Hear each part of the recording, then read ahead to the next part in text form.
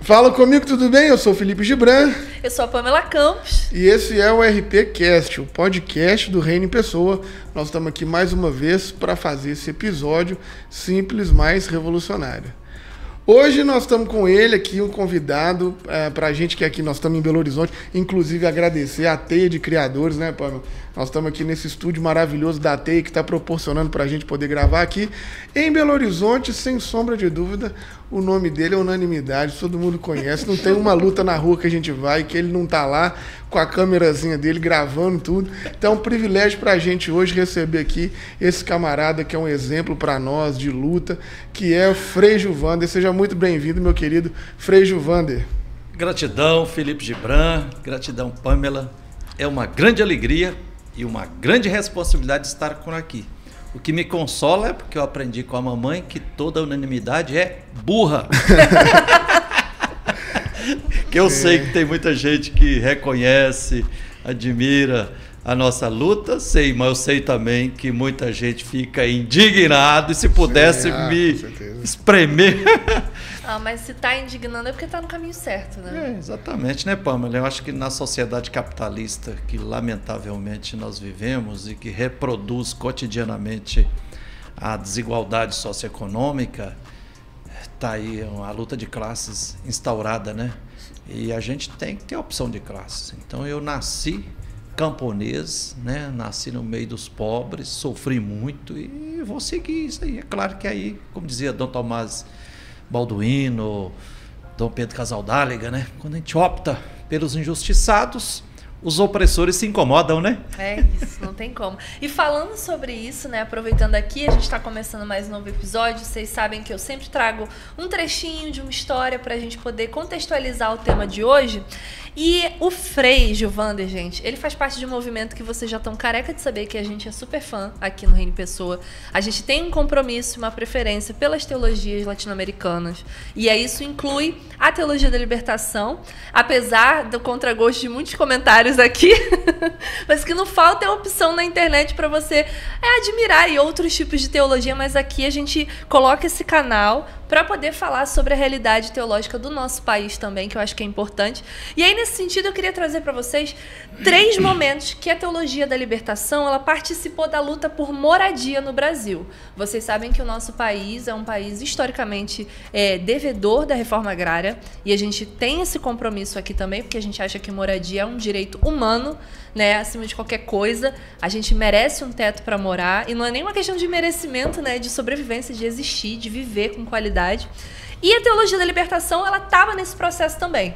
Primeiro, na década de 70, com a formação das SEBs, que a gente vai conversar um pouquinho sobre isso.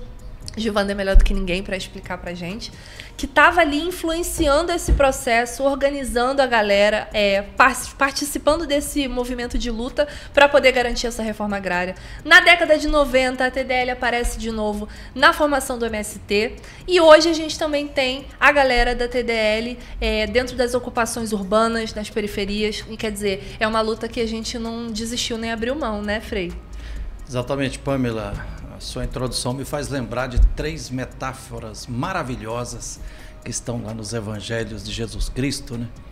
Que nos conclama a sermos luz para iluminar as trevas, ser sal para fermentar a terra e a comida, e ser fermento, né? Para fermentar a massa. E essas 3 metáforas também elas não são neutras, né? Um belo dia, quando eu ainda criança, a mamãe me ensinando a cozinhar, e ela colocou lá o arroz, feijão, um pouquinho de água. Eu falei, Gilvander na época, né? Claro, né? Ela não estava prognosticando. Foi, Gilvander, você tem que colocar um pouquinho de sal. Aí colocava um pouquinho de sal ali em cima do arroz, do feijão, e mexia assim com a colher, né?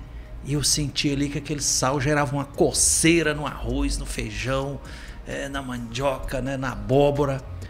E assim fazia cozinhar, né? Também assim, eu acho que se a gente conseguisse ouvir a linguagem das trevas, as trevas ficam furiosas quando acende uma lâmpada, uma luz. Então a luz não só ilumina caminhos, mas a luz também esconjura, expulsa, exorciza trevas, né? E o fermento da mesma forma. O fermento faz a massa crescer, mas incomoda a massa, né? Então, esse é um ponto claríssimo assim, para a teologia da libertação, para a caminhada das comunidades eclesiais de base, né? Quer dizer, eu acho que é a fina flor da experiência dos povos da Bíblia, né? Acho que é melhor, Gibran sabe muito bem, você, Pâmela, disso, a gente sempre tem que usar de forma preferencial a linguagem no plural, né? Que não existia só o povo de Deus, ainda mais hoje que tem Israel, aí usando e abusando do nome de Deus e tentando dizer que é povo eleito. Que povo eleito que nada, né? Povo eleito é a humanidade e principalmente todos os povos injustiçados, escravizados ou superescravizados. Na Bíblia é isso, né? Na Bíblia é muito claro quando diz assim, quando o povo deixa de ser explorado e passa a oprimir, aparece um profeta ou uma profetisa dizendo, ó, você não é mais povo de Deus, né? Isso a gente vai ver ao longo da Bíblia, desde o Gênesis até o Apocalipse. Não é um Deus neutro, é um Deus que faz opção de classe, que ouve os gritos e os clamores dos escravizados, né? E se coloca ao lado para caminhar para processos libertários, né? Isso vem a toda a profecia, Jesus Cristo fez isso também, né? Jesus, eu acho que tem duas características na missão de Jesus Cristo, que eu acho que embasa muito a experiência concreta das comunidades eclesiais de base, que a teologia da libertação faz a reflexão, né? Se a gente for olhar assim nos 4 evangelhos da Bíblia, a gente puder assim, didaticamente dividir a missão pública de Jesus em 2 momentos. No primeiro momento, que grosso modo está na primeira parte, principalmente dos 3 evangelhos sinóticos, né? Mateus, Marcos e Lucas, é o Jesus Cristo esbanjando ternura, compaixão, amorosidade, misericórdia, abraçando todo mundo, né? As crianças, as mulheres, os cegados, os paralisados, né? Os excluídos, os marginalizados, os estrangeiros, os impuros. Era a solidariedade que era o carro-chefe da missão pública, na primeira parte da missão de Jesus, né? Quando chega mais ou menos no meio da missão, está exatamente no meio dos evangelhos sinóticos, né? Por exemplo, em Marcos, capítulo 8, versículos de 27 a 33, acontece uma crise muito séria, uma crise existencial, uma crise bíblica, uma crise sociológica, uma crise política na missão de Jesus Cristo, né? E aí Jesus percebe que ele não está sendo bem compreendido. E ele resolve fazer uma pesquisa, né? Como tem hoje durante as eleições, agora fazem as pesquisas, né? Para aferir a vontade popular. E aí Jesus pede para pergunta, o que o povo está dizendo que eu sou? Ah, você é um profeta, Jeremias, Isaías, e você? Aí Pedro, tu és o Cristo, Filho de Deus. Ele fala, mas nós estamos marchando para lá, né? Mas não diga isso não. Aí dá uma crise, porque aí Jesus faz uma análise da conjuntura e ele percebe que só a solidariedade que ele estava fazendo não estava resolvendo o problema, né? Ele tinha curado uns 10 cegados, mas tinha mais de 200 cegos. Tinha partilhado o pão com 5.000 pessoas, mas agora tinha 5 vezes mais gente passando fome, né? Tinha outros leprosos e agora um número maior, né? Aí na segunda parte da missão pública de Jesus, o que é predominante é a luta pela justiça, no seu sentido mais profundo, né? Não é lutar simplesmente pela legalidade, mas é a justiça a partir da misericórdia, mexer nas causas das injustiças, né? E aí o que a gente percebe? Pouco a pouco os milagres vão sumindo e aquele grande ibope que Jesus tinha vai diminuindo. E Jesus chama e ele percebe que tem que caprichar na formação, formar os discípulos e as discípulas, vão marchar lá para a capital, Jerusalém, é lá que se dá o grande combate, né? E ele chega lá com um grupo minoritário, né? E Jesus foi condenado à pena de morte, né? Que era a pena atribuída pelo Império Romano para pessoas escravizadas e também para pessoas subversivas, né? Jesus foi basicamente condenado à pena de morte, não porque ele foi solidário, mas principalmente porque ele colocou o dedo nas feridas e lutou por justiça. Então a teologia da libertação, Pâmela e Felipe, e que as comunidades tentam perceber. Olha, na época de Jesus, estava numa colônia do Império Romano. E aí Jesus faz opção do lado dos injustiçados. E a teologia da libertação com as comunidades eclesiais de base também tenta dizer isso. Nós estamos hoje o reino da idolatria do mercado, né? As empresas transnacionais dominando tudo. Então a gente tem que estar consolando os oprimidos e incomodando os opressores. E combinando de uma forma muito legal essas duas dimensões, né? A luta, a solidariedade no varejo, nas relações interpessoais, na relação comunitária, né? A amorosidade, tudo. Mas precisa do outro braço necessário também, que é lutar por justiça agrária, por justiça urbana, por justiça ambiental, pelos direitos humanos fundamentais. Que maravilha, Frei Giovanni, que maravilha poder te ouvir. A gente vai percebendo que durante a caminhada da igreja, e principalmente no Brasil, as compreensões de sociedade vão mudando muito. E essa igreja aí, ou esse recorte que você está fazendo de uma parte da igreja que está, de fato, preocupada com a mudança da sociedade, com a mudança das causas que causam injustiça, principalmente nos últimos anos, a gente vai vendo que ela vai ficando mais enfraquecida, a gente vai vendo pouco. Está sendo minoritária, né? Está sendo minoritária, e pessoas como você, assim, vão se tornando cada vez mais, não só raras, mas também perseguidas e tudo mais, pela igreja não dar conta mais e quando eu estou falando da igreja aqui, não estou falando exclusivo dos romanos, não, estou falando da igreja, de todo o corpo que se diz cristão, né? Exato. Isso é um problema sério. A gente vai, talvez, perdendo a perspectiva da espiritualidade, né? Porque a espiritualidade vai ficando vazia. Qual é o sentido de você ir ao culto ou ir à missa, se isso não te catapulta imediatamente para um trabalho, para um serviço, para mexer nas causas que realmente causam a injustiça, né? E é nisso que eu acho maravilhoso e que eu queria te ouvir um pouco. Por quê? Apesar de ser super jovem, mas você já tem muita experiência de luta, né? Você já tem aí... Mas já estou no Estatuto do Idoso. Já está no Estatuto do Idoso, caramba. Inclusive, meus parabéns. Seu aniversário foi por agora, né? 2 de outubro.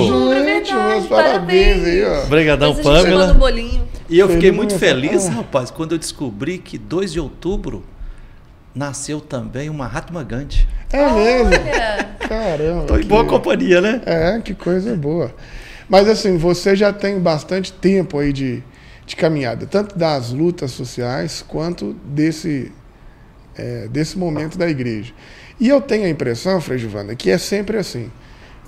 As classes dominantes vão usando da religião, criar um engodo no povo, para o povo não ter de fato dimensão da vida, da vivência, aquele processo de ilusionismo, né? Mas você que está aí não vamos falar em décadas para não te constranger, mas você que já está aí há bastante tempo, nessa caminhada, como é que foi a sua percepção desse recrudescimento? Porque, por exemplo, aqui em Belo Horizonte você já teve, entre aspas, em muitas paróquias importantes na cidade, você fazer trabalho e tal, mas aí de repente parece que as paróquias mudam, não quer mais saber disso. Então, assim, nessa sua jornada, como é que foi esse recrudescimento do povo cristão, né? Ô Felipe, ótima questão. É uma questão atual, mas é também uma questão histórica, né? Porque se a gente vai prestar bastante atenção, eu, por exemplo, tenho muitas amizades com pessoas que conscientemente e voluntariamente se autodeclaram como pessoas ateias, mas são pessoas boníssimas, humanistas, revolucionárias, né, que diz assim, dá um show em relação a muitas pessoas que estão aí afundadas em água benta e dizendo que são pessoas crentes, mas tem uma prática contraditória, né? O fenômeno religioso, ele é muito importante, né? Eu acho que a dimensão, eu respeito e admiro muito quem se diz pessoa ateia, né? Às vezes até brinco com algumas pessoas, se a gente prestar bem atenção, em última instância, Deus também é ateu, porque Deus é amor. E o amor ama todo mundo, né? Deus não participava de nenhuma igreja, né? Então, ele quer uma comunhão de fraternidade, né? Humana, cósmica, etc., né? Mas a dimensão de fé, de mística, de espiritualidade é muito importante. Só que a gente tem que observar o seguinte, olha, o sentido mais profundo de religião, eu acho que eu gosto muito daquela que brota da palavra, religar, né? Nos religar com o mistério de infinito amor que nos envolve, né? Tem muitas realidades que acontecem com a gente só vai compreender 1 ano depois, 5 anos depois, então parece que tem assim uma energia, e hoje, por exemplo, com a física quântica, muita gente demonstra que não tem separação, nós estamos numa grande teia da vida, a teia dos criadores aqui, nós estamos numa grande teia da vida, tudo está relacionado, não tem nada separado. Então os dualismos é uma excrescência, é uma topeira, né? Nos religar com esse mistério maior, nos religar com o outro, com o próximo, né? Quer dizer, para inspirar a fraternidade, né? Aquele filme, acho que o título é A Ilha, né? Um caboclo do naufrágio, ele ficou vivendo sozinho numa ilha, aí viver sozinho virou um tédio, até que ele teve que pegar uma bola lá e fazer 2 olhos e uma boca e um nariz, e ele começou conversando com essa bola, chamava o Wilson, né? Wilson, você dormiu bem, tudo, quer dizer, viver é uma maravilha, mas conviver, tecer relações de amorosidade, fraternidade é uma maravilha. Então isso tem uma mística aqui, né? Nos religar também com todas as criaturas, né? Ainda mais na emergência climática, no agravamento das mudanças climáticas que nós estamos vivendo hoje, com eventos extremos cada vez mais frequentes e mais letais, está comprovado. Nós, seres humanos, somos os animais que mais dependem de todos os outros seres vivos, né? Então, por exemplo, às vezes eu digo para dar uma chacoalhada assim no pessoal da Igreja Católica, principalmente aqueles mais ardorosos de fé, que assim ajoelha diante da Eucaristia. Falou, nós temos também que ajoelhar diante das árvores, né? Que as árvores cada árvore é uma grande usina produtora de oxigênio. Cada árvore é uma grande usina absorvedora de gás carbônico. Nós temos que ajoelhar diante da irmã água, dos córregos, dos rios, dos mananciais, dos passarinhos, né, dos biomas, né, do Cerrado, do Pantanal, da Mata Atlântica, da Amazônia e tudo. Então, esse é o sentido mais profundo da religião. Se a gente vivencia isso, nós vamos estar cuidando do paraíso. Quem está lá nas primeiras páginas da Bíblia, está certamente em todos os textos sagrados de todas as religiões, dizendo assim, olha, viver, ser feliz, amorosidades. Então isso é o sentido mais bonito que eu percebo da religião, da dimensão de fé, de mística e espiritualidade, né? Agora, Felipe e Pâmela, o problema é que historicamente, e nós somos de carne e osso, né? Nós somos seres circunstanciados, nós nascemos em determinadas famílias, em determinados lugares sociais, né? Eu, por exemplo, eu nasci na roça.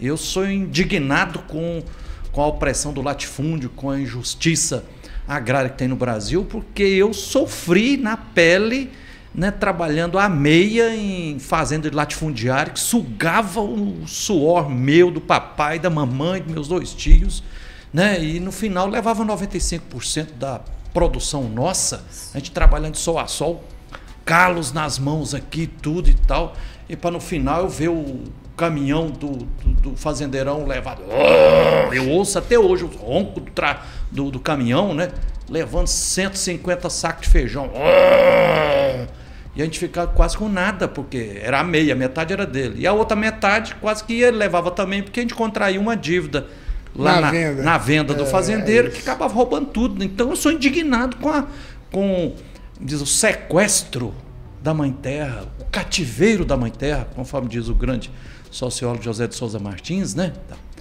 Aí, nessas historicidades de desigualdade, se constrói as religiões históricas, as igrejas históricas, e aí que o abacaxi complica, porque hoje tem muitos sociólogos que demonstram isso, né? Quem faz parte de uma instituição tem uma tendência quase que connatural a se transformar num funcionário daquela instituição para reproduzi-la, né? Assim como, por exemplo, grande parte da classe política hoje no Brasil, que prima assim, com uma institucionalidade, muitas vezes a preocupação de quem está eleito é fazer coisas já para viabilizar e cacifar a reeleição, não é? Para ele ir se reeleito e tudo e ficar 20, 30, 40 anos no poder, né? Esse mesmo processo acontece também, infelizmente, em muitas igrejas, né? O olhar para dentro, aí você se apega em dogmas, em doutrinas, aí você hierarquiza, né? Por exemplo.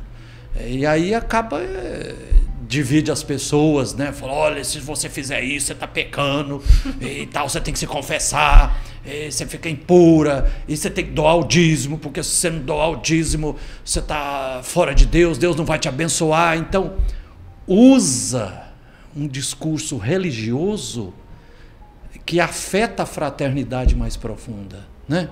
E isso, infelizmente, está acontecendo no Brasil. Agora, o que me consola, Felipe e Pamela, é que isso não é uma questão só nossa. A gente vai ver as parteiras do Egito, Miriam, Moisés, todos os profetas e profetisas ao longo da Bíblia, Jesus Cristo, né? João Batista, Miriam, Madalena, Maria, mãe de Jesus, os apóstolos, os diáconos, as primeiras lideranças cristãs, todos foram perseguidos, né? Pelos poderosos do império, pelos poderosos do poder religioso predominante na época, que era a sinagoga antes de 70, da destruição de Jerusalém, né? Por essa religião. Hoje também a gente está nesse problema, né? E aí, a nível de igreja, Jesus Cristo também. Jesus Cristo nasceu leigo, viveu como leigo celebrou a missa e como leigo ressuscitou, né? E foi perseguido. Jesus, a gente pode esquecer isso, não. Jesus não foi matado por causa da culpa de Deus, não. Por exemplo, quando eu trabalhava aqui na igreja do Carmo Sion, em Zona Sul de Belo Horizonte, ao lado do nosso querido Frei Cláudio João Bala, de saudosa memória, tinha lá no fundo da igreja Nossa Senhora do Carmo um grande imagem lá de Jesus crucificado, Jesus numa cruz, e ele todo assim, ferido, né? Ferido, as chagas e tudo. Aí um belo dia, Pamela, chegou uma criança lá com a mãe, aí a criança chegou, colocou a mão assim nos pés de Jesus, chagado, a criança ficou olhando assim pro rosto de Jesus, virou para a mãe e falou, mamãe, por que o pai dele fez essa covardia com ele? Quando o Frei Cláudio ficou sabendo disso, ele foi lá e tirou aquele Jesus Cristo crucificado de lá e deixou só o sinal de ressurreição lá. Então, quer dizer, o Deus nosso é um Deus que é infinito amor, não quer essas relações de poder, né? E assim como Jesus foi condenado não só pelo poder político e pelo poder econômico, mas foi condenado também pelo poder religioso, hoje também, com isso eu concluo, lamentavelmente, hoje tem muitas lideranças, chefes religiosos, digo assim, que usa e abusa do nome de Deus, né? Viola o segundo mandamento lá, né? Invocar o nome de Deus em vão, né? Usa e abusa de versículos da Bíblia para empreender carreiras de poder. Nossa. Que é coisa asquerosa, né? Uhum. Por exemplo, infundir nas pessoas sentimentos de culpa. Na Igreja Católica eu bato muito contra isso. Eu acho uma injustiça brutal, por exemplo, a Eucaristia, que é colocada como centro e cerne da vida cristã, né? Porque é celebração, é partilha, a origem está no jantar. Jesus jamais iria excluir alguém. Então agora vi um padre ou ministro da Eucaristia dizer, agora os que estão preparados que venham para a fila da comunhão. Oh, mas se você é mãe solteira não pode, você está impura. Se você é divorciada, desquitada, não pode. Se você não confessou, não pode. Isso é moralismo, né? Quem vê valor, né, tem fé na Eucaristia, é convidado de honra para comungar, para sentir essa energia boa espiritual, para fortalecer a vida, né? Pamela, eu cheguei a essa conclusão porque, como frei, como padre, eu já vi muitas mulheres divorciadas, desquitadas, chegava para mim chorando, falando assim: Frei Gilvander, eu tive que me separar no casamento, não é porque eu sou uma irresponsável, malandra não e tudo, acreditei no amor, mas não deu certo, ele era diferente, começou a me bater, começou a me trair tudo, e eu fui sofrendo, e eu acho que Deus quer vida, né? Mas eu amo a Eucaristia, agora eu vou numa igreja, me proíbe de comungar, vou no outro e me proíbe. Falei: você é convidada de honra para comungar aqui, né? Então, Felipe, nós estamos vivendo esse caranguejamento religioso, né? E aí, grosso modo, assim, transversalmente está em todas as igrejas, né? Sim. Né? Não é só a igreja católica, todas as igrejas têm essa ala dogmática, institucional, que prioriza o acumular dízimo, riqueza, né? E Frei, vou te falar, não só as cristãs. A gente tem um diálogo aberto, né, com outras religiões aqui, e a gente está vendo até uma formação que eles falam, como é que é, meu Deus? Não vai chamar de ecumenismo, né? Nem de diálogo interreligioso, mas de um megazord mesmo de extrema-direita em várias vertentes religiosas. Tem no kardecismo, tem no candomblé, tem na Umbanda. Então, assim, é muito difícil. E aí, você falando sobre as lideranças religiosas, antes da gente fazer essa entrevista, eu fui fazer a minha pesquisa, né, para poder falar com você e tal. E aí acaba aparecendo para mim vários conteúdos de padres conservadores nesse processo, porque hoje, se você jogar na aba do YouTube, movimentos de comunidade eclesial de base, TDL, a primeira coisa que aparece são as pessoas condenando e falando contra. E muitos deles associam, inclusive, o Papa, né, que está aí, o Francisco, como um comunista, né? E eu queria saber de você, assim, nessa sua caminhada dentro do catolicismo, que tem essa diferença da religião evangélica, né, que a gente é um povo mais disperso de natureza, não tem uma liderança centralizada. Papa, tem partido político? Tem ideologia política? Como é que isso funciona nessa disputa de narrativas de vocês, de construção de igreja, de pensar a comunidade de fé? Pamela, tem sim. Para o Papa Francisco, eu tiro o chapéu. Ajoelho, peço a benção. O Papa Francisco é uma maravilha de Papa, né? Muito humano, um verdadeiro bom samaritano, um grande profeta, né? De coração grande, né? Chamando sempre para o diálogo interreligioso, para o ecumenismo, né? Ajudando a instituição da igreja a se libertar de um monte de amarras, né? Fazendo força, tá de parabéns. Agora, Frei Gilvander, eu criticava muito o Papa João Paulo II, o Papa Bento XVI, que era o Ratzinger, né? Mas, assim, críticas fundamentadas. Isso a gente vai ver ao longo da história. Aconteceu isso. Nós temos, assim, tem uns que falam, os historiadores até falam de movimento pendular. Às vezes vem um mais à esquerda, outro à direita, extrema direita e tal, né? Um mais humanista, outro mais horroroso, né? Porque um monte de influências, né, que molda a pessoa, né? Mas, por exemplo, o Papa Francisco, antes dele ser escolhido como Papa, ele tem quase 40 anos de experiência pastoral em Buenos Aires, né, que é uma grande capital mundial.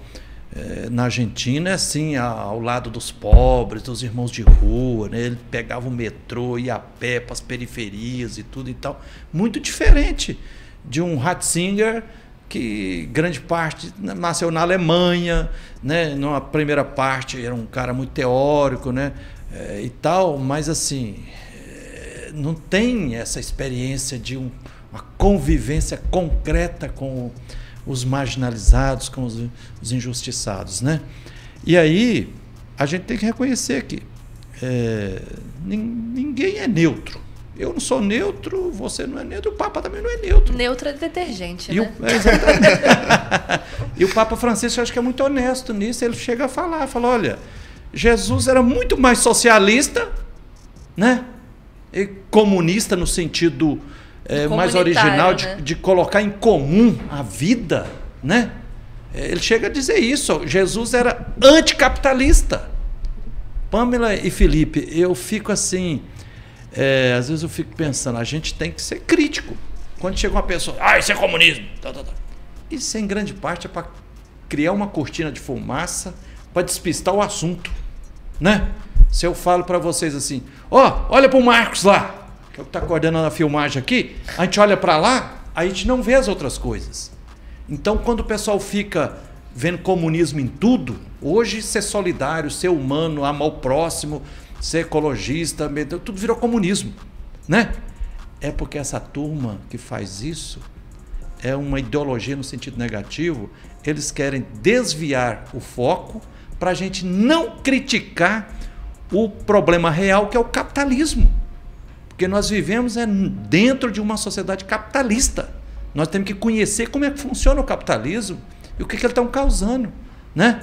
Senão acontece isso. Hoje, como historicamente o Felipe estava dizendo, lamentavelmente, hoje a direita e a extrema-direita política no Brasil, que é assim com o grande empresariado brasileiro, estão sequestrando em grande parte o sentimento religioso das pessoas, né? A fé das pessoas, já comprovadamente com uma série de padres e de pastores picaretas, que já foram, só no primeiro semestre aí, mais de 80 pastores presos que cometeram crimes de várias partes, né? Padres também, padres presos e tudo assim, desvirtuando, e com um discurso muito mentiroso, né? Dizendo assim, Deus acima de tudo. Primeiro o seguinte, essa afirmação ela é idolátrica, Felipe. Se a gente for ver bem assim, por exemplo, lá no Êxodo, a fina flor dos textos bíblicos, Deus não está acima de ninguém, não. Deus está em nós, dentro de nós, ao nosso lado, ou abaixo de nós, caminhando conosco, assim, ombro a ombro, mãos nas mãos, né? Então, estreito senso, até nisso, até o slogan é idolátrico, porque se eu falo que Deus está acima, então significa que Ele não está aqui do meu lado, não é? Só fazer um parênteses, aprendi com você isso, que o Deus acima de tudo, é o Deus do Êxodo, é o Deus Ra, é o Deus On, é o Deus do faraó, né? Não é o nosso Deus. Exatamente. Então, desculpa. O Deus bíblico é o Deus que ouviu os clamores dos escravizados, desceu, abraçou os escravizados e foi caminhando com eles. Então, se tivesse que ter um slogan, aliás, o slogan da teologia da libertação, das comunidades eclesiais de base, das pastorais sociais, dos movimentos sociais populares, né? Os que confessam uma fé, se tivesse para ter um slogan assim, Deus está no meio de nós. É Deus conosco, é Emmanuel, companheiro de caminhada, né? Esses dias mesmo, ontem à tardezinha, eu estava aqui no centro de Belo Horizonte, no bairro Santa Teresa, estamos travando uma luta aqui agora, porque uma associação filantrópica, a União Auxiliadora dos Cegos de Minas Gerais, está ameaçada de despejo, com mais de 70 anos de história, meu Deus, acolhendo, dando moradia, cursos, apoio, afetividade para mais de 1.000 cegos ao longo de 70 anos. Agora, porque não pagaram dívidas de INSS das décadas de 70, de 80, o governo federal entrou na Justiça Federal e um desembargador leiloou o prédio, a casa da associação ali, por R$720 mil, sendo que, se fosse para vender, o prédio vale acima de R$5 milhões, para jogar os irmãos na rua, os cegos, e tem lá morando lá mais de 10 cegos, né? E eles falam assim, Frei Gilvando, nós não somos apenas deficiente visual, não. Deficiente visual é pessoal que usa óculos, nós somos cegos mesmo, a gente não enxerga nada mesmo, não. Tem lá irmãos morando lá há 45 anos de idade. meu Deus. Então, quer dizer, os clamores estão aí. Aí, quando nós estamos fazendo a luta, e o que eu mais ouço no meio deles lá, Pamela, eles falam assim, Frei Gilvander, estão nos ameaçando. O desembargador ignorou nossa existência, nossa história, nossa humanidade aqui, nossa dignidade. Mas, em nome de Jesus Cristo, nós vamos vencer. Deus está conosco. A vitória está assegurada. Então, assim, eu até arrepio com isso, Felipe e Pamela. Quer dizer, tem uma fé profunda de que Deus está caminhando conosco para superar essa escravidão, quer derrubar o nosso lar, né? Ele chega até a dizer assim, falou, olha, eu quero falar para o desembargador, que de forma covarde mandou nos expulsar daqui, se mandar a tropa de choque, mande também os caixões, porque daqui nós só saímos dentro dos caixões, porque tirar nós da nossa casa, nós estamos vivendo mais de 45 anos aqui, com a história que nós temos, já tendo cuidado mais de 1000 irmãos cegos de Minas Gerais, de vários países, até da África, da América Latina e tudo, é a mesma coisa de pegar uma bananeira, um pé de laranja, arrancar lá no quintal lá e querer plantá-lo no asfalto. Óbvio que nós não vamos viver num outro abrigo, numa casinha e tudo, né? Então, se a gente tiver, Felipe e Pamela, de ver assim, algum slogan, seria esse: Emmanuel, Deus conosco. Deus ao lado de quem está tecendo relações de fraternidade, está lutando para superar as injustiças. Aí é verdadeiro. Agora essa história de dizer Deus acima de tudo, isso é idolatria. Não, e eu acho legal que você falou isso, porque no próprio texto de Êxodo, quando Deus vai se apresentar, ele bota na boca da pessoa, né, a dignidade. Fala para ele, eu sou. A pessoa se apresenta falando o nome de Deus. Exatamente. Isso é muito poderoso. Eu fico assim, chocada como é que pode a gente querer trabalhar. E assim, também acho que tem muito aquela coisa de quem tá na teologia da libertação já sabe. Tem gente que vem com o espírito mesmo de herói, né?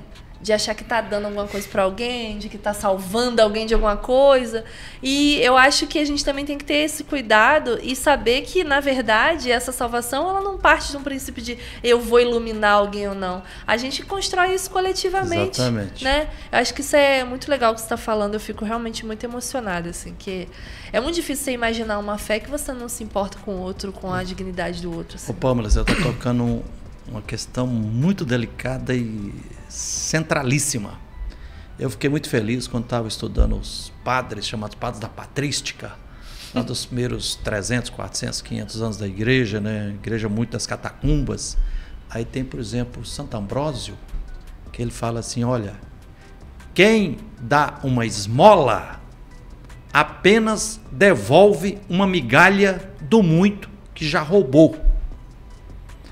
Então, Pâmela, hoje eu acho que um gravíssimo erro teológico, pastoral, pedagógico, do ser e do agir cristão de forma predominante é o seguinte, é igualar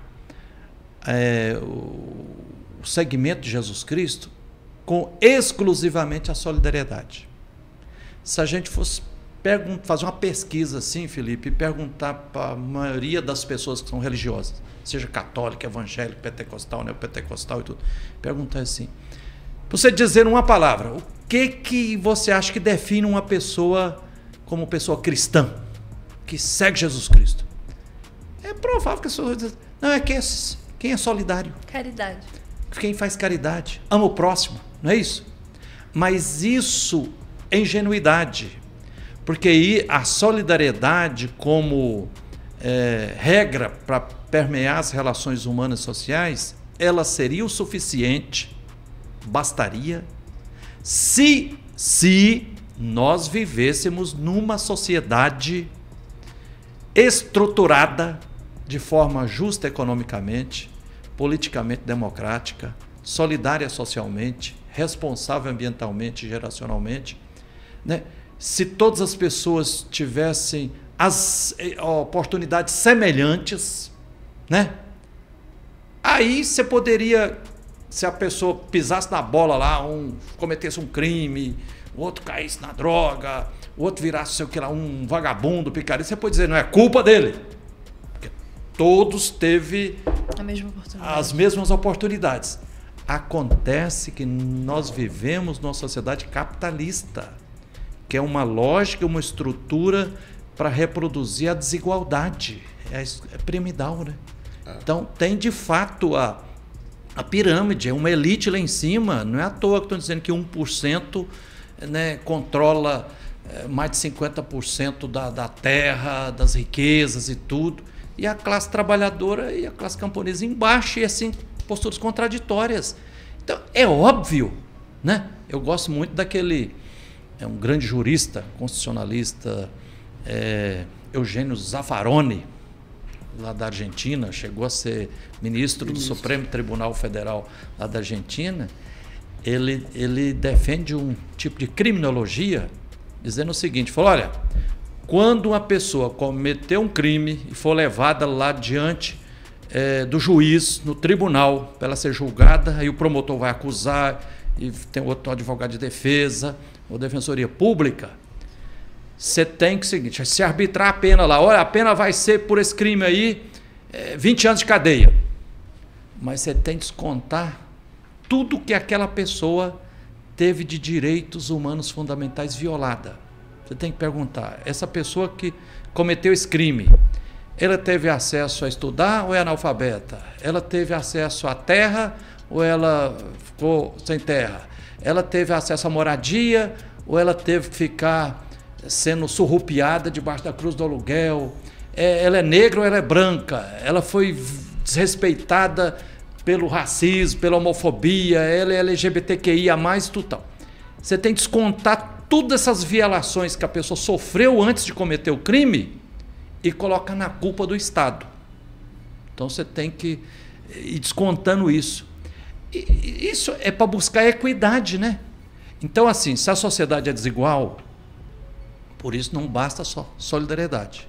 É preciso ter luta por justiça, é preciso ter opção de classe, opção pelos pobres, né? Não porque os pobres são santos, são belos, é porque eles são o elo frágil, é os que estão sendo humilhados e pisados.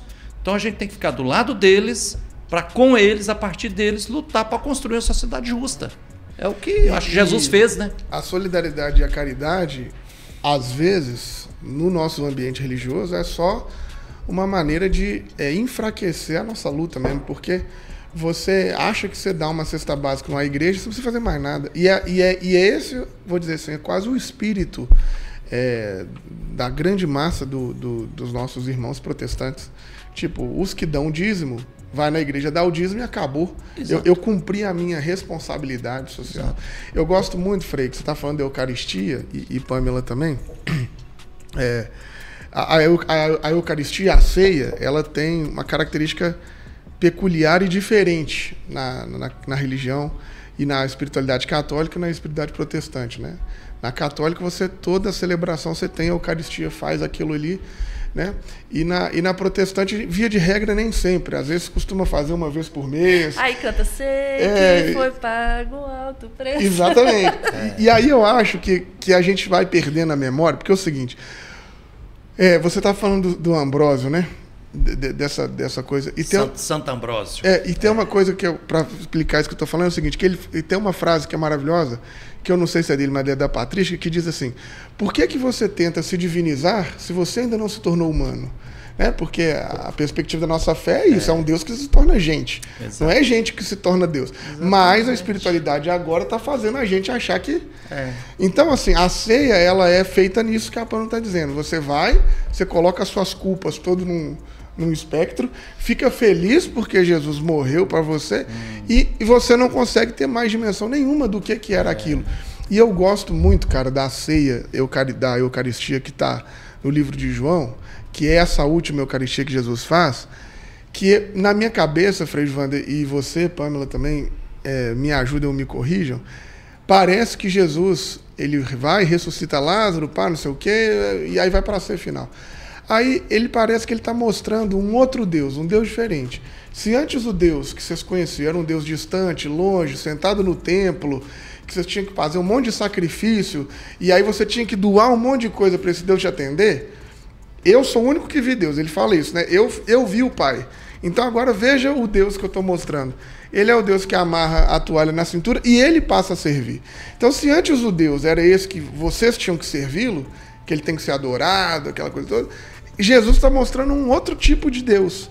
Um Deus que você não precisa fazer nada para ser limpo, você não precisa fazer nada para ser... Não, eu estou fazendo porque eu quero servir você.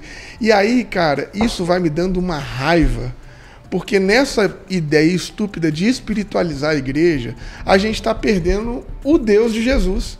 Está fazendo o povo ficar idiota pensando como é que faz para ir para o céu, e esqueceu que Jesus está falando que o Deus dele não é o Deus de ir para o céu, é o Deus de vir servir. Então, assim, hoje eu estou numa falta de paciência com crente de tudo quanto é jeito, Oh, meu Deus. porque eu não vejo mais serviço, Fredivana. Assim, vamos ser muito honestos.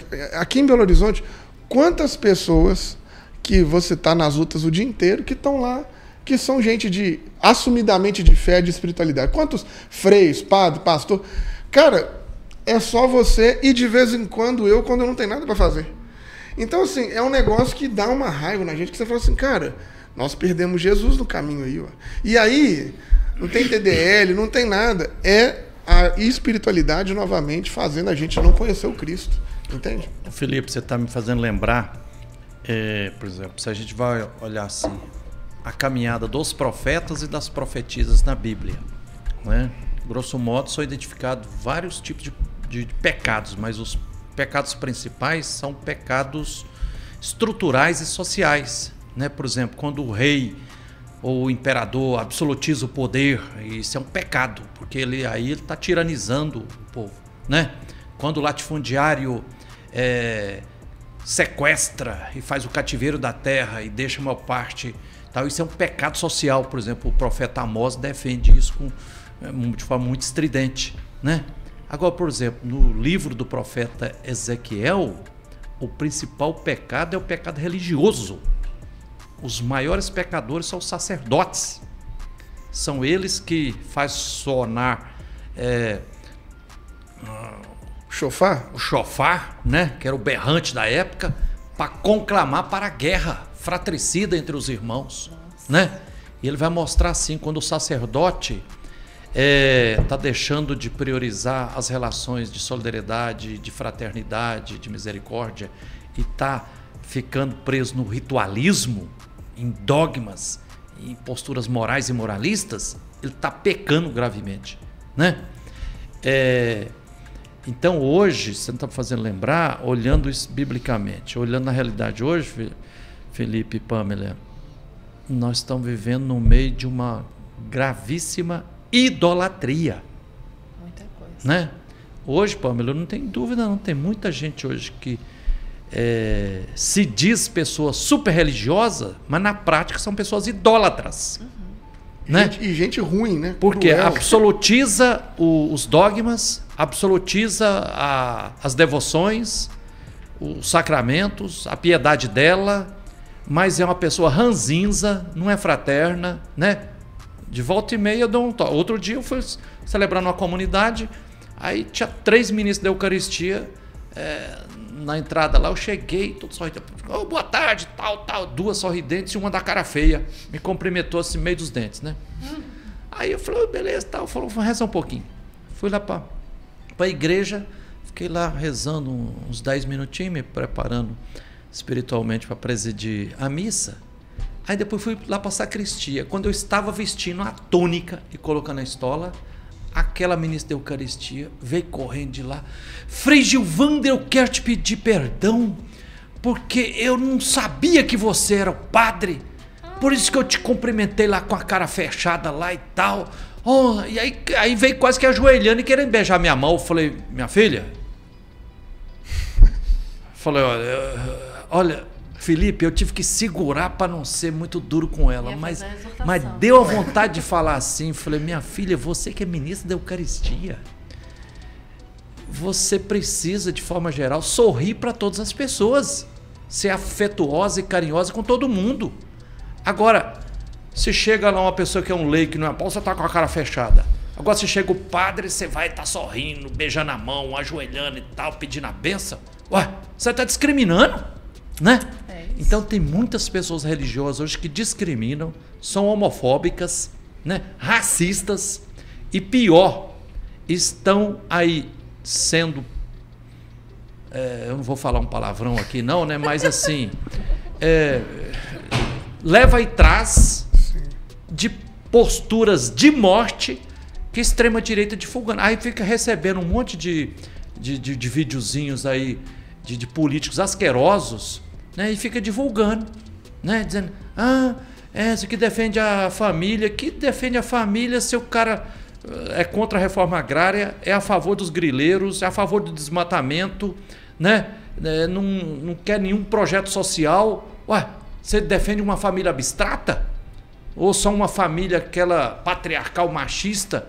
E os 30 e tantos tipos de famílias que precisam de terra, de moradia digna, de ser respeito, de ser acolhidas com polícia. Essas famílias não valem, não? Então estamos no meio de uma grande idolatria. E aí, Felipe, para concluir, você me fez lembrar, como eu tive a alegria de fazer um mestrado em interpretação da Bíblia, né? Eu gosto muito assim de me inspirar nas análises, nas lutas também, nos textos bíblicos, né?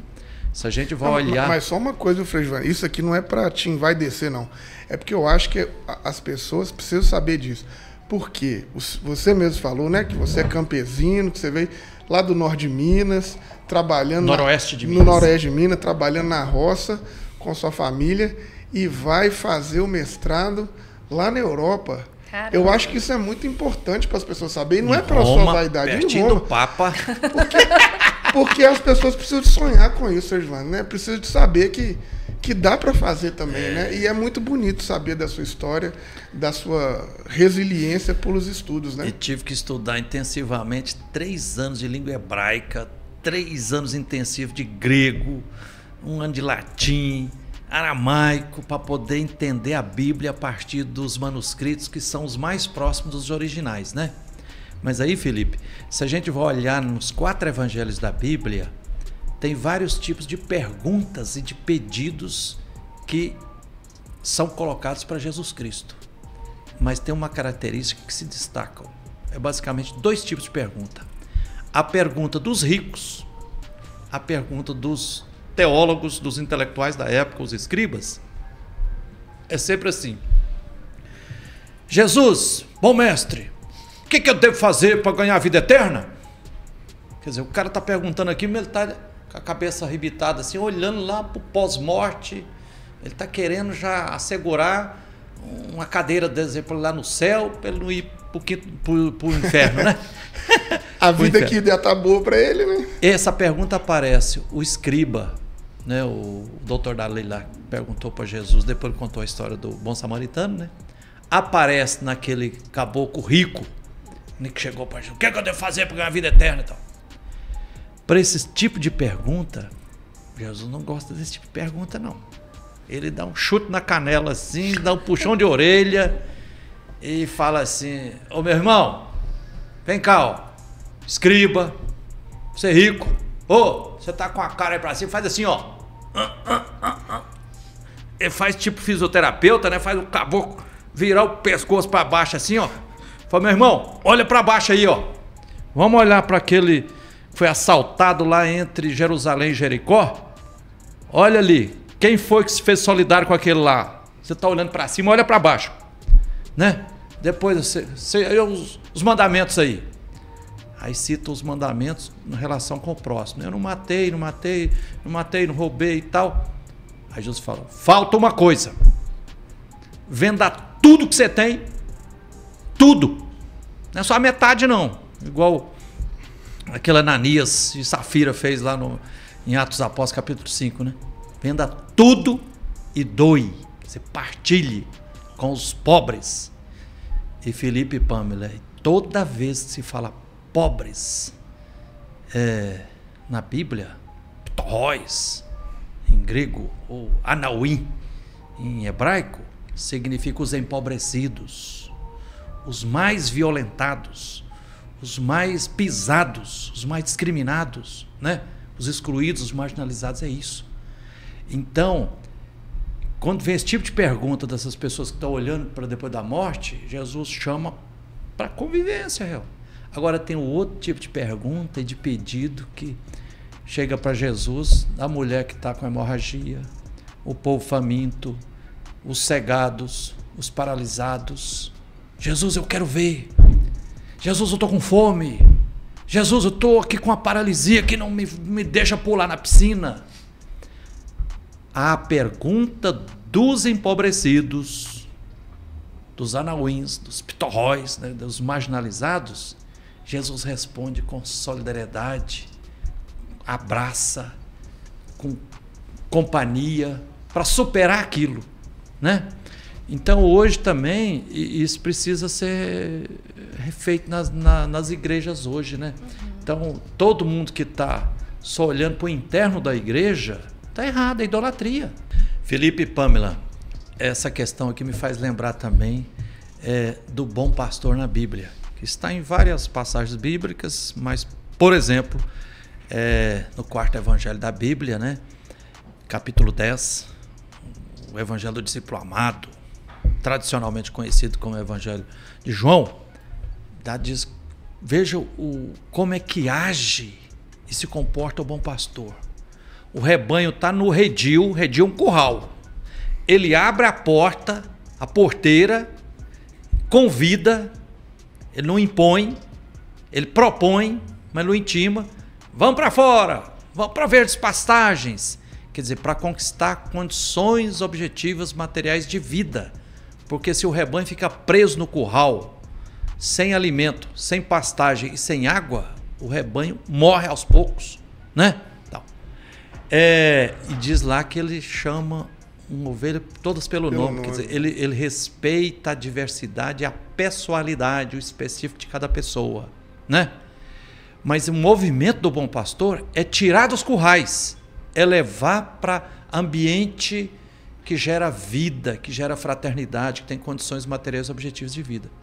Se a gente for observar bem o movimento que a maioria dos pastores, dos chefes religiosos hoje e da maioria dos padres estão fazendo um movimento no sentido contrário. Em vez de convidar as pessoas a sair do redil, sair da igreja para ir para a missão, para o público, para a rua, está entocando as pessoas, né? Sim. Entocando. E aí fica todo mundo, diz assim, meio bêbado de tanta religiosidade. E aí tem igrejas aí que tem uma programação todo dia. Um dia eu fui celebrar uma missa numa igreja, normalmente no final da igreja vem lá os avisos, convites, né? Aí a coordenadora falou, olha, amanhã, quero convidar vocês, amanhã, segunda-feira, tem oração do Terço dos Homens. Na terça-feira tem a noite aqui, tem adoração. Na quarta-feira tem a devoção de Nossa Senhora, não sei das quantas. Na quinta-feira nós vamos rezar 1000 Ave Maria. E ela foi rodando a semana inteira, todo dia à noite. Aí eu escutei aquilo, eu falei, coordenadora, você não vai convidar o povo aqui ao lado da comunidade? Tem aqui as ocupações da Isidora, aqui em Belo Horizonte, Zona Norte, com parte em Santa Luzia. 8.000 famílias. Vocês estão pertinho aqui, vocês já foram visitar lá? Por que você está convidando o povo para todo dia, ao longo dos 7 dias da semana, estar todo dia, toda noite aqui na igreja? Por que você não coloca nessa agenda aí também, para ir lá, visitar o pessoal lá, saber por que eles ocuparam, vocês estão passando de alguma necessidade, se fazer solidário e tudo, Então hoje o movimento é anti-bom pastor. Sim. Né? E aí você coloca todo mundo dentro da igreja, você monopoliza a palavra, você faz uma lavagem cerebral lá, fica citando versículos, pulando de galho em galho, igual macaco fica pulando de galho em galho, e um grande objetivo é arrecadar dízimo. Arrecadar dízimos, ofertas e depois, né? Não, Frei. Aí, isso é idolatria. O Frei está falando aqui sobre essa questão de hoje ser um movimento antipastor. Eu acho que é um movimento pró-gado, né? Porque tem que ficar todo mundo ali cercado, não pode fazer nada. E eu acho que tem uma coisa legal que você falou dessa metáfora do rebanho, porque eu acho que você deve saber melhor do que eu, que você era do campo e tudo mais. Quando você deixa os animais muito tempo no mesmo espaço, vai comprimindo o solo, né? Fica infértil. Então eu acho que não brota vida, vai matando, né, as pessoas. E aí agora, queria já... Pamela, mas você me permite só um minutinho aqui. De fato, essa questão de gado no Brasil está sendo uma questão seríssima e nós estamos pagando um preço altíssimo. Verdade. Infelizmente, metaforicamente, tem muitas pessoas que estão assim, parece que cegadas e fisgadas e só dizendo amém para muitos impostores e falsos cristãos, né?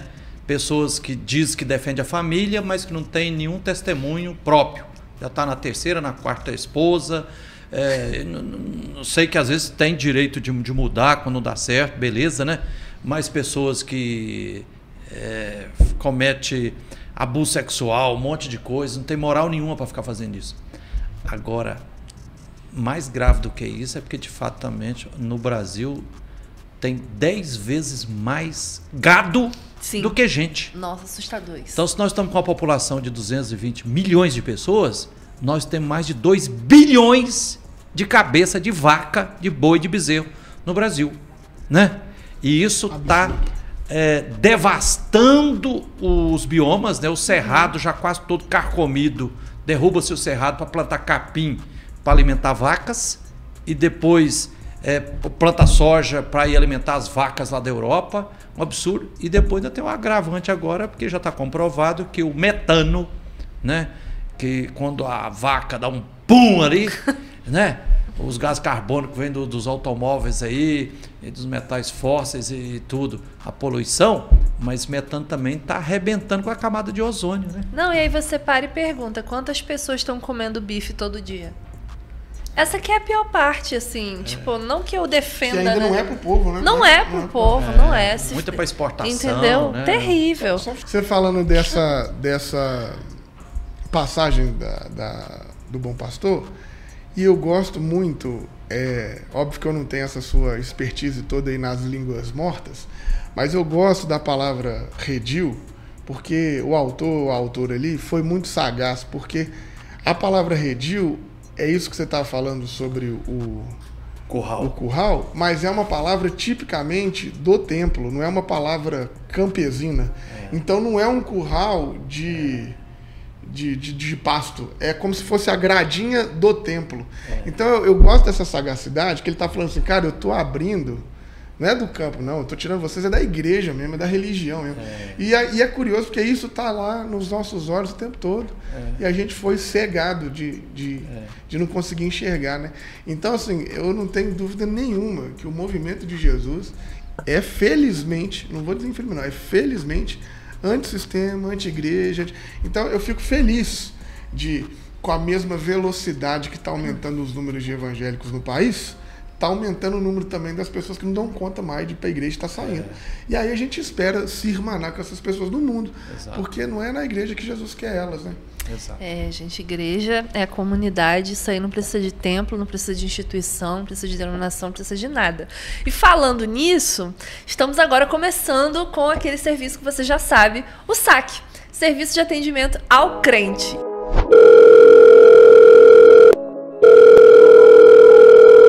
Serviço de Atendimento ao Crente. Como posso te ajudar? E aí, temos uma dúvida hoje que é ecumênica. Eu fico muito feliz quando a galera de outra religião manda alguma coisa pra gente. E dessa vez foi uma irmã católica. Aí, já deixo aberto aqui pro Frei comentar. Olá, Reino em Pessoa. Eu sou católica, mas amo o canal de vocês. Então a minha dúvida é sobre a teologia da libertação. Eu sempre fui muito envolvida na igreja, trabalho com catequese, participo de grupos de oração, acampamentos e tudo que é evento da juventude. Amo mesmo essa vibe de comunidade, as preces, os louvores, mas confesso que tem uma coisa que sempre me deixou um pouco inquieta. Eu já ouvi bastante gente falando mal da teologia da libertação, dizendo que ela é muito focada em política, luta de classes e que esquece da espiritualidade, da mística, sabe? Parece que tudo é militância. E aí fica parecendo que a oração, as preces, os sacramentos ficam sempre em segundo plano. Apesar de toda essa crítica, eu acho muito bonito o que a TDL defende. Essa coisa de querer justiça social, de olhar para os pobres, mas ao mesmo tempo me dá um medinho de perder aquela parte da fé que me faz sentir a presença de Deus, de deixar de lado essa dimensão mais mística que eu amo tanto. Existe alguma vertente da teologia da libertação que se preocupa mais com essa dimensão espiritual? Que combina a busca pela justiça com uma espiritualidade viva, mais carismática? Eu tô tentando entender melhor porque, sei lá, tenho uma vontade grande de viver minha fé de um jeito mais engajado, que não seja só dentro da igreja, mas que também não abandone a minha espiritualidade, que é o que me dá forças todo dia. Será que a TDL pode oferecer isso? Ou eu preciso estar na militância 100% mesmo? Ótimo, ó. Salva de palmas para nossa irmã católica aí. Qual o nome dela? Tem nome? Eu acho que ela botou o nome, deixa eu só conferir aqui porque foi print. É a Mai. É o que está o arroba, né? Pamela, eu fiquei feliz de ver a colocação da nossa irmã da Igreja Católica. Tem sim espaço, e tem a teologia da libertação. Ela é um processo, né? Ela já passou por várias fases. Então, assim, uma primeira fase da Igreja da teologia da libertação era a opção pelos pobres, né? Depois vieram outras fases que a gente percebeu assim, ó, não existe só o pobre econômico, mas tem o pobre que é vítima do racismo, então a teologia negra. Tem o pobre que é o desempregado, é o sem terra, então vem a teologia econômica, né? Tem o pobre que é a mulher, né? A mulher negra, a mulher vítima do feminicídio, do patriarcalismo, do machismo, aí a teologia feminista.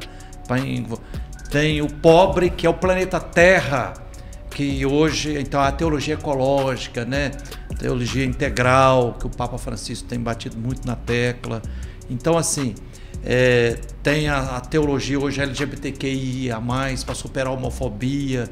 Então, assim, teologia das gerações, tem a teologia das juventudes, tem a teologia da Mãe Terra, a teologia da Irmã Água, da negritude, tem as várias teologias. E tem, inclusive, esse aspecto que a nossa irmã colocou, que é, de fato, com risco assim, quando a gente enfatiza muito um aspecto, corre-se o risco de você desvalorizar outros aspectos, né? Então, por exemplo, hoje já tem muita gente na teologia da libertação que já caiu a ficha e mostra que a gente tem que ter uma relação de equilíbrio, de harmonia melhor entre o engajamento e a militância política para resolver as injustiças socioeconômicas, superar a injustiça agrária, a injustiça urbana, a injustiça ambiental, superar o racismo, a homofobia, essas coisas todas, mas isso tem que ser profundamente em sintonia com o mais profundo que nos move, que é a mística e a espiritualidade, né? Eu, Pamela e Felipe, nos últimos, vamos dizer assim, os últimos 15 anos, está me alimentando muito a mística, por exemplo, das religiões de matriz africana, né? O candomblé, umbanda, tem uma grande diversidade, né? O próprio espiritismo, ou as religiões de matriz originária dos povos indígenas, que tem uma mística muito legal. Por exemplo, candomblé, umbanda, eles veem a sacralidade na natureza, né? Aqui, nós na luta ao lado dos atingidos por esses crimes hediondos das mineradoras, em conluio com o Estado, de Brumadinho, por exemplo, eles dizem, Frei Gilvander, esses crimes, ao matar, ao sacrificar o rio Doce e o rio Paropeba, o rio para nós é sagrado, é Vatum. Os espíritos sagrados de vida estão ali no rio. É no rio que a gente faz a nossa oferta das flores para Iemanjá. Então, se o rio está contaminado, ele está impuro, como é que eu vou celebrar minha sacralidade? Então, nas matas, as matas são sagradas, diz o pessoal dos babalorixás, dos terreiros e tudo. É nas matas, né, no cerrado, na floresta, que a gente encontra os espíritos da floresta, né? Aqui, por exemplo, nós temos aqui na região metropolitana de Belo Horizonte, por exemplo, o povo indígena Chucurucariri. Uhum. Dentro da mata, o cacique Carlos, o Frei Gilvander, nós construímos lá dentro da mata, tem a nossa casa de oração, que é chamada Oricuri, né? Onde está o nosso sagrado. É onde nós vamos lá para a gente ter a nossa veneração, a nossa relação com os encantados, com o nosso Pai Tupã, com os nossos ancestrais, com os bons espíritos, né? Então, eu fico arrepiado a falar isso. Então, a gente tem que equilibrar essas coisas, né?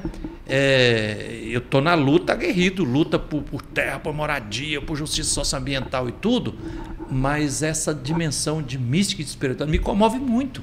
Então, agradeço muito A pergunta é a colocação da irmã. Não, maravilha. Aqui a acrescentar, eu só tenho a dizer assim, apesar de eu admirar muito a TDL, eu acho que é interessante que ela abriu o caminho para a gente poder explorar essa subjetividade, né? Porque às vezes parece assim, que a gente fala, o pobre, não sei o quê. E aí parece que é uma massa corrida, né? Tipo assim, todo mundo. E aí quando você traz essas diferenças, porque essa subjetividade. Quem fala muito isso aqui, vou dar um salve para ele, se ele estiver assistindo, meu amigo querido, Léo Maltrapilho, eu não sei se o senhor conhece. Sim. Ele que lançou agora... Sou discípulo dele também. Maravilhoso, lançou agora o livro dele de teologia de favela, né? Teologia favelada, e ele sempre dá esse papo pra gente. Mas, isso que você trouxe entra muito num último comentário pra gente já encerrar, né? Que é apesar do... não, mas eu queria ouvir você, falando... Da menina? Lógico, gente... Você é a mais pentecostal de nós. Não, então, eu fico suspeita pra falar, porque, tipo assim, pra mim... eu não consigo colocar a minha espiritualidade só na dinâmica da luta pela justiça social, assim, no sentido político da coisa, sabe? E aí eu fiquei impelida pensando nisso, porque você já comentou isso num vídeo que eu vi, que eu amei a expressão que você usou, que foi o analfabetismo religioso da esquerda. Que é essa coisa que a gente tem, vai para o ambiente acadêmico, acaba tirando um pouco dessa roupagem. Eu não consigo... eu acho muito engraçado, que eu sempre comento isso com o Gibran. Eu vou para algumas igrejas mais progressistas e eu sinto a mesma dor que essa irmã aqui. Às vezes eu quero falar em línguas. E eu não me sinto confortável de falar, porque eu sei que vai ter uma irmãzinha do meu lado que é presbiteriana, progressista, ou a outra batista lá, e vai ficar me olhando torto. Mas eu acho que isso é uma coisa que eu não nego na minha vida, porque ela tem a ver com a nossa ancestralidade mesmo, assim, do lugar que eu venho, da Baixada Fluminense, da minha família. A gente tem um momento de que a nossa vida só tá onde tá, a gente só conseguiu se encaminhar porque foi muita fé, foi muita oração, foi muita luta. Então, assim, quando os seus amigos lá da Associação dos Cegos viram e falam assim, não, eu sei que Deus tá com a gente, eu tenho plena convicção. Quando meu pai teve Covid... Eu não tinha mais pai, não tinha aparato do Estado, não tinha nenhum tipo de esperança. Mas a gente não acreditar nesse transcendente... Se fé ali. Se você não se agarra nisso, a gente nem levanta da cama, Frei. Porque olha só, o mundo está contra a gente, o capitalismo já está aí dado, é mais fácil a gente imaginar o fim do mundo do que uma superação disso. Então, se eu não me agarro nisso, eu não tenho muito para onde não. Então, eu acho que essa dimensão não pode ser ignorada. E aí eu gostei de quando eu vi você falando lá naquela... Analfabetismo político. Do analfabetismo político da esquerda e do analfabetismo religioso, dessa linguagem. O analfabetismo religioso. Porque eu acho que a gente é um povo que acredita no poder da palavra, então se a gente não coloca isso para o universo, eu acho que a gente está falhando. Porque a gente reverencia as religiões de matriz africana, que acreditam nesse transcendental. A gente escuta a galera de Umbanda na resistência, e quando entra dentro do campo evangélico pentecostal, não é bem assim, porque se você pegar bem, a glossolalia, ela tem um aspecto muito mais emocional, não sei o quê. Por que essa dimensão espiritual dentro da nossa tradição não é valorizada, sabe? Eu acho que está muito nesse lugar. E sabe o que eu fico pensando, Pamela, assim? Talvez você, como historiadora, pode me ajudar, posso estar falando uma grande bobagem, mas a gente, às vezes, do campo evangélico, observa o pessoal do campo evangélico que já é mais oxigenado, né? Porque a outra parte vai falar que é tudo demônio, que é tudo o quê. Mas quem tem ainda um pouco de oxigenação vai ver as religiões afrodiaspóricas, essas religiões de terreiro, acha bonito e tudo bem. Por quê? Não percebe que até nisso é um racismo, porque coloca aquilo no campo da expressão da cultura. Mas se é você que está na igreja e quer fazer a expressão do seu corpo da mesma maneira, inclusive, que faz um terreiro, aí é o que você falou. Não pode, não, tá errado, não, isso é demais. E aí eu fico pensando, será que isso não é o racismo? Porque, tipo assim, você olha lá para o cara da matriz africana e fala, não, é cultural. Quer dizer, não é religioso, não é Deus, é cultura. O irmão pentecostal que está lá rodando no manto, para você não pode, porque... Então eu fico pensando muito nisso. Eu acho que a gente ainda... progressista, continua tudo igualzinho fundamentalista. Mas amigo, você está corretíssimo, porque quando não muda a perspectiva, tipo assim, a epistemologia mesmo, o saber, sabe, da maneira que é construído, a gente reflete o mesmo pecado, o mesmo erro, a mesma discriminação, porque você está olhando com a lente eurocêntrica. O que fez você chegar nessa conclusão de ser mais progressista? Aí vai ter gente que vai falar, fui ali, me aprofundei no método histórico crítico, peguei um pouquinho ali da teologia mais liberal, vi outro lance e tal, não sei o quê. Aí você para e vê De onde que vem esses pontos referenciais intelectuais? Continua vindo de uma perspectiva eurocêntrica. Aí a gente tem que se perguntar, como é que as teologias africanas acontecem, né? Aí um salve para nossa querida, meu Deus, que está lá em Angola. Nancy Cardoso, que está lá trocando com essas mulheres. Foi minha professora, maravilhosa, querida Nancy Cardoso. Que está falando de corpo, né? Que não está ali criminalizando o corpo e nem está fazendo essa aberração que a gente faz aqui no Ocidente de separar pensamento, mente de corpo, né? Como se a gente não pensasse separado do resto dos nossos sentidos, né? Então acho que está muito por aí. Frei Giovana, acho que a gente tem que marcar mais uns 10 episódios, que é muito assunto para falar com você. O tempo passou rápido, né? Passou rápido, mas quero te agradecer demais. Que papo gostoso, muito bom te ouvir. Você é uma grande referência para a gente aqui na cidade, então é uma alegria poder ser contemporâneo seu e que você continue nos inspirando nessa luta aí, que a gente precisa mesmo de homens e mulheres, ou qualquer gênero que se identifique com essa vocação aí, porque essa é também a espiritualidade, né? O serviço outro também é uma espiritualidade. Ô Felipe, eu que agradeço muito o convite, mais uma vez, né? A gente aprende mutuamente. Vocês também me inspiram, eu aprendo.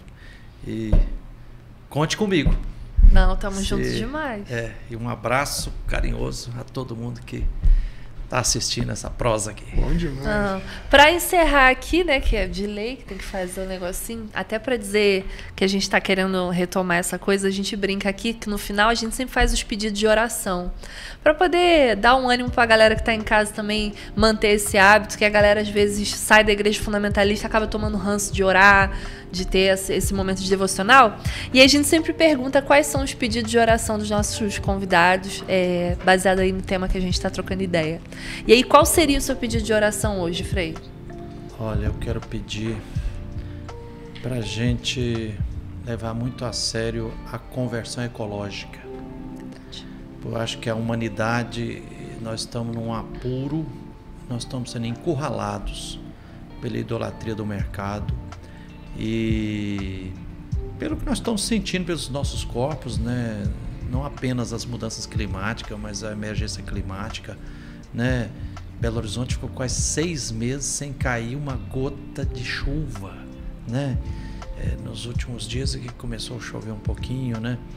Então, assim, eu acho que a gente tem que olhar no espelho e ver que mundo que eu pessoalmente estou ajudando a construir para as crianças, para as próximas gerações. Então, assim, eu acho que a gente tem que se libertar. Minha prece é nesse sentido. Vamos nos libertar de luxo, de gastança, de acumulação, de arrogância. Vamos amar mais, né? Ser mais, aprender mais também, e tudo, e se irmanar, por aí. Maravilha. E tu, Gibran? Cara, hoje eu vou fazer um pedido diferente, que eu vou fazer um pedido de oração, de agradecimento. Agradecer muito a Deus, que eu estou muito feliz com a eleição da nossa amiga, da Júlia Santos, que é filha da Macota Cássia, que é neta da mãe Efigênia, que foi eleita aqui em Belo Horizonte com uma votação expressiva. Uma mulher preta, travesti, de terreiro, que está aí na luta quilombola, que está na luta aí por moradia. Então, assim, apesar da desgraça toda do mundo, a gente ainda vê alguns sinais gostosos, e a eleição da Júlia para mim foi uma alegria, um pequeno refresco assim na luta, né? Então eu quero agradecer hoje pela eleição dela. O meu pedido hoje também acho que tem a ver com agradecimento. Eu me mudei recentemente para Minas, né? Aí tô morando aqui agora. Tô feliz, tô muito feliz. Chegou e trouxe a chuva. Vim junto com a chuva. E queria agradecer muito a Deus por isso, porque eu tava em São Paulo, Frei. Eu tava bem em Osasco, assim, e eu não via uma unidade de natureza, assim, há quase um ano. E eu sou de um território do Rio de Janeiro, que é a Baixada Fluminense, que é cheio de mato. Fui criada em quintal. Então, assim, quero agradecer a Deus a oportunidade de poder ter acesso a isso, que eu achava que era uma coisa natural para todo mundo, e eu percebi que quem mora nas grandes capitais não vê um quadrado verde, nada, não escuta um barulho de canto de pássaro de manhã, nada. E eu acho que isso adoece a gente, e isso é pouco comentado, quantas pessoas ansiosas, aceleradas, deprimidas, porque estão esquecendo que são bichos também, que não têm contato com isso. entendeu? Então acho que tá nesse lugar. Agradecer a Deus porque, né, agora eu posso. Que beleza, que beleza. Bom, muito obrigado você que está com a gente, você que está acompanhando aqui esse episódio até esse momento. Quero agradecer você. Espero te encontrar no próximo episódio. Fiquem com Deus. Simples, mas revolucionário. Aquele abraço. Falou. Valeu. Então...